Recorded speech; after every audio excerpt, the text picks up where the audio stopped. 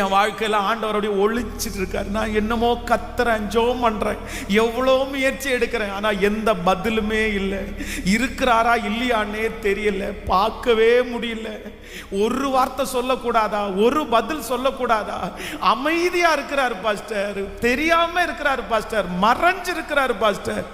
ஆனா ஆண்டவர் உங்களுக்கு வாக்கு கொடுக்கிறார். யோபு ஒன்றை கண்டுபிடித்தான், என் ஆண்டவர் மறைஞ்சிருந்தாலும் என் ஆண்டவர் என்னை பார்த்துட்டு தான் இருக்கிறாரு.